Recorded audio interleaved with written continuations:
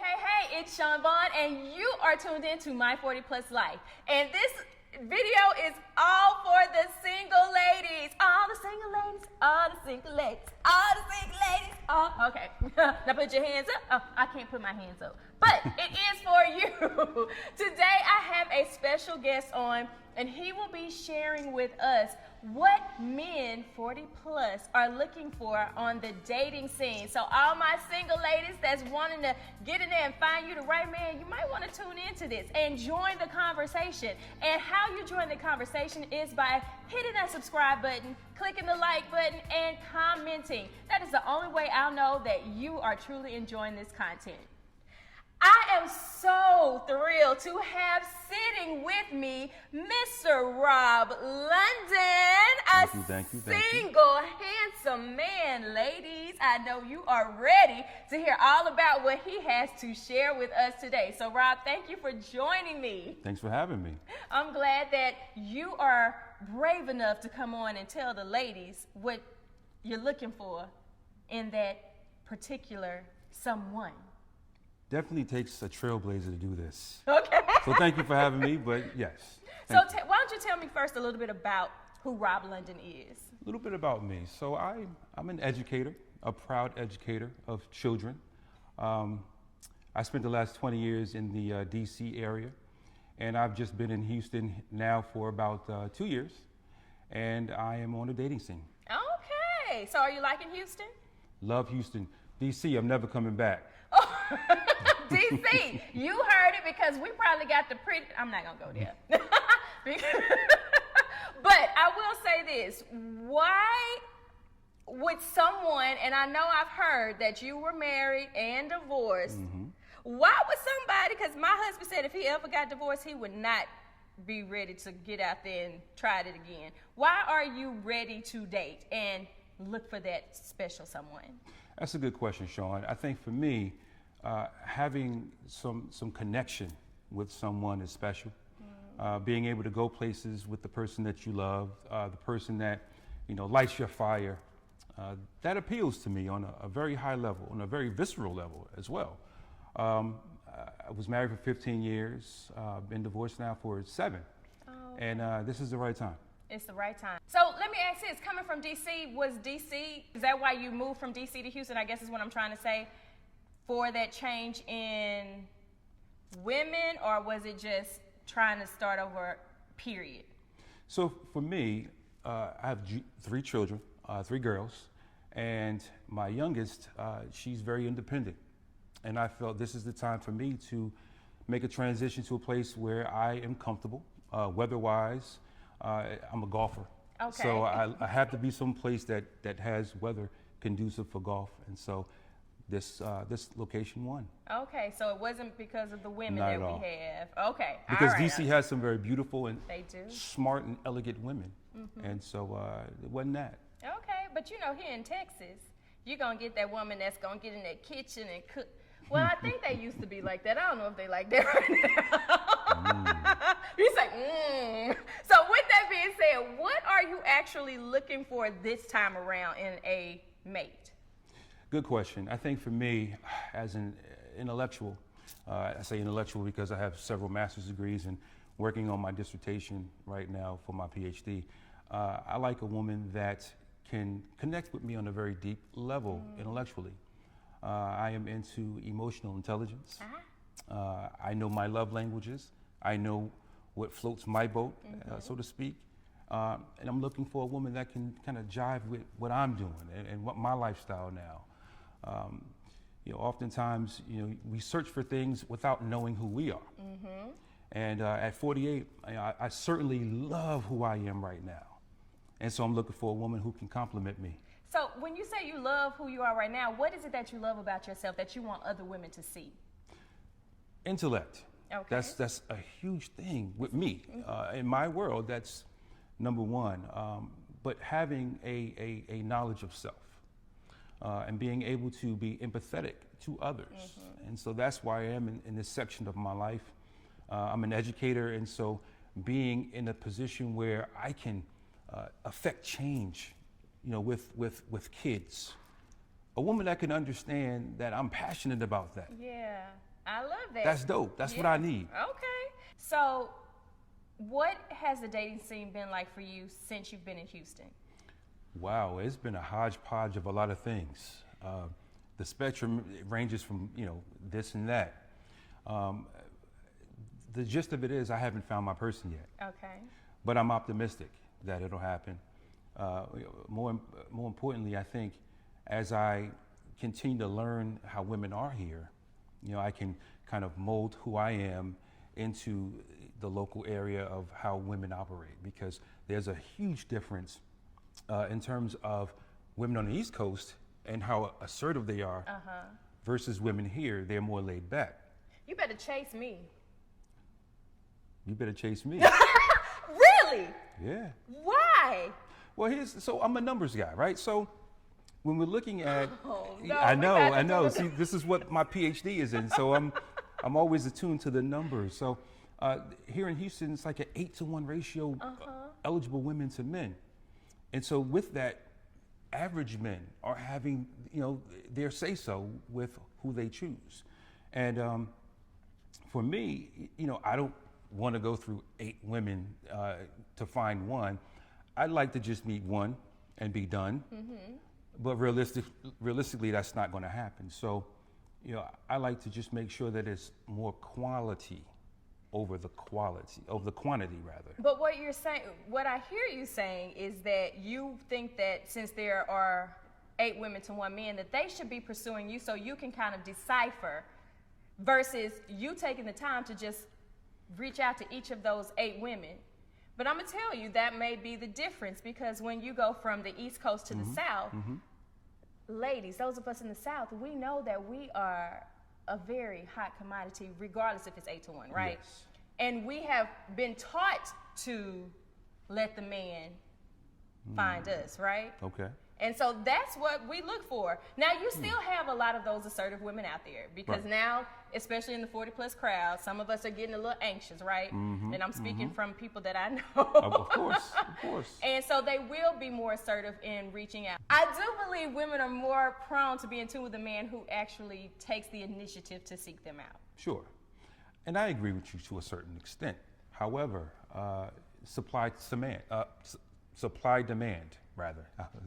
Yes. Supply and demand dictates that when you have an abundance of something, it's the supply. And the demand of me, the 8-to-1, there's not many of me. There's certainly not many of me in terms of an intellectual base. Having a man with 3 and 4 degrees, that's not average. That's not normal. And so I certainly have a lot to give on those levels. What do the degrees have to offer the woman? Well, I think first and foremost, degrees enable a man to take care of himself and his spouse and his kids. Well, let's look at it. Okay. Individuals without degrees, when we look at numbers, they make a lot less money than individuals who have degrees. That's something it's data that's out there. But you're talking multiple degrees. Because I will say this, my husband and I both have just our bachelor's, and I think we do pretty well. Oh, yeah. Yeah, that's 2. That's 2. Right? That's 2 degrees. Yeah. So that works. I'm being, Yeah. So let me ask you this, because I will go back and forth with you on this all day. I love to debate these things. But I will say this, I feel, because I'm a Louisiana girl, actually. Okay. And coming to Houston, and this is going to sound so terrible, Houston ladies, don't be mad at me. But for what I've seen, a lot of Houston women are more surface level, a little. Yes. So when you tell them that you're an educator, how do they perceive that? Interesting. Let me say this. I've had a woman say to me, "Is that all you want to be?" Well, I happen to think an educator is a noble profession that changes the world. And so for someone to only look at you as just an educator, as it being not something important, that's not the woman I'm looking for. I'm looking for a woman who can quantify in her mind and understand that an educator is someone who moves mountains, and certainly someone that's in the school district to be able to, day in and day out, move the needle with regard to how kids are acting behaviorally, and how kids' intellect go from one place at the beginning of the year to a very different place at the end of the year. And if we can't appreciate that, then I don't think we have much to talk about. Okay, all right. So would you say it's been fairly difficult finding that special someone? It's been a challenge because I am picky. And I'll tell you, Sean, my boys at the cigar lounge will tell you, Rob is so picky. He won't date a woman unless she has a master's degree. And in part, they're right. Because what I've found is that women who've had the educational background to dig deeper with regard to methodology, it suits me well. It's a situation where they can understand what I'm talking about on a deeper level versus just the surface.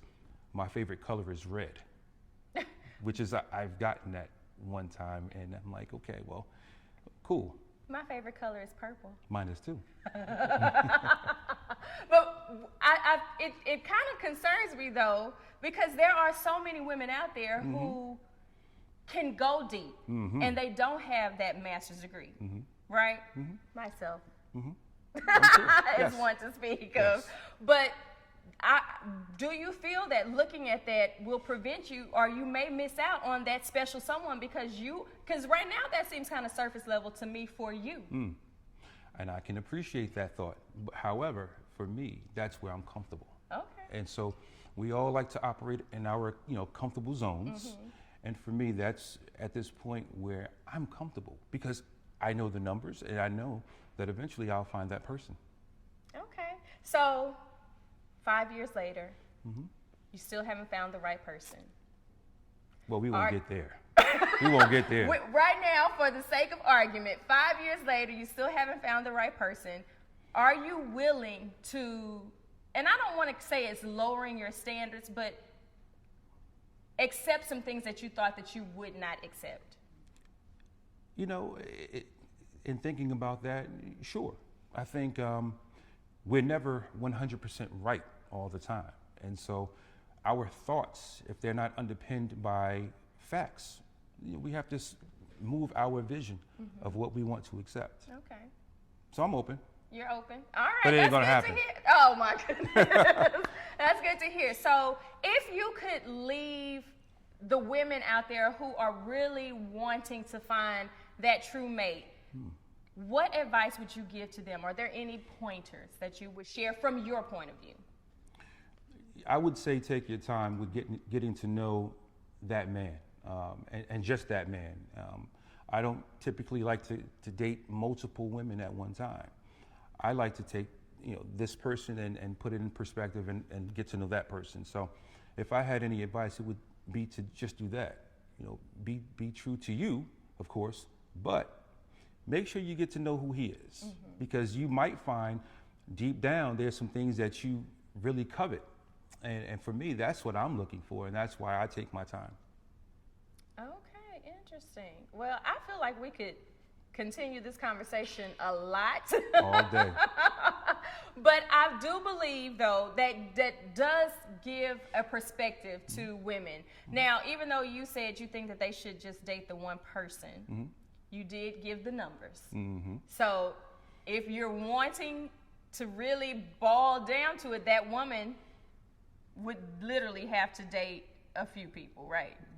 Or multiple women or you might be dating multiple women. It would be on my benefit to date multiple, but for me, it's again quality over that quantity. Okay. I have to ask this: where do you feel that you're putting yourself to find these women, or have them find you? I should say. If I meet you in the grocery store, I won't meet you in the grocery store because I don't typically speak on that level in the grocery store to meet a woman. So you would find me on the apps, your Bumbles and Hinges and those sites. And so I like being able to see on paper who she is, see her pictures and see what she says. That, for me, can put me in a place where I'm comfortable with contacting her, her contacting me. Okay, so you do look at looks first. Well, that's our initial attraction. And then I go down and look at her attributes and what she says. Okay, so now I have this question. Have you seen the show, oh my goodness, I can't even think of the name of the show, but they date from behind a wall. And you don't get to see them, but you talk to them. And it's the conversation that leads you to fall in love with someone. That's interesting. It is. Would you be willing to do something like that? Not for me. Not for you. Not for me. Okay. I love beautiful women, inside and out. Okay. And what's your definition of beauty? Whatever my eye catches on. So it's no particular... No particular race, color. If I find you attractive, online, of course, then I'll swipe right. Okay. Well, it's been so nice to get to know you, Rob. Same here. I hope that you do find that perfect somebody who is intellectual. Ladies, if you intellectual, you got 3, 4, 5 masters, PhD possibly, then you might want to reach out to Rob because he wants to be able to have that conversation with somebody that goes deep and deep and deep. Rob, thank you so much for your time. Thank you. Ladies, it has been a pleasure interviewing Rob, but I hope he gave you a little insight as to what 40 plus men are now looking for on the dating scene. These men apparently know themselves a lot better than they did when they were younger. So now that that is the case, they know exactly what they want. As you should know exactly what you want. So always continue to go deeper with yourself so that you find your perfect match. Thank you guys so much for tuning in. This has been My 40 Plus Life. I am Sean Vaughn, and I will see you next week. So, say you're out at a place and you're having this deep conversation with this lady, and y'all can go back and forth, right? She can match your intellect, but then you find out she only has a high school diploma. Is that turning you off? She's on deck. She's on deck? Okay. She's on deck. But she would be the anomaly, though. But I love anomalies because I grew up in inner city New Jersey, Elizabeth, New Jersey, right next to Newark Airport. I'm not supposed to be here. So I'm the anomaly because I have friends who are dead or friends that have been in jail since we've been in 8th grade that are still in jail. Right. The adulation that this man will have for you because you got down on the knee. He ain't leaving you. But that's he ain't gonna cheat on you. I can't respect my man knowing that I had to go to those measures to get him. No, but again, does that mean that I'm leading throughout the... Do I have to initiate everything now? Right. Listen, part of leadership is knowing when to follow, for men and women, right? I know, at least I like to think I know, when I can, let me pull back, because I'm a type B personality. But if I can pull back and let her operate in her glory, oh, hell yeah. I want that. And so if she got on her knee, you will never have to ask for my allegiance. You will never have to ask for my faithfulness. It's going to be there 100%. You got on your knee and you showed me that, hey, I can do, this is not a gender anything. I can propose to you because I love you and I want you just as good as you can do it to me. So would it not be sufficient for a woman to simply verbalize that to you and you be the one to propose? Well, when you say sufficient, right, that's a different story because we gave the frame of getting on her knee. And so, yes, certainly sufficient, but if she went to that level, that puts her right there next to God. If she did that,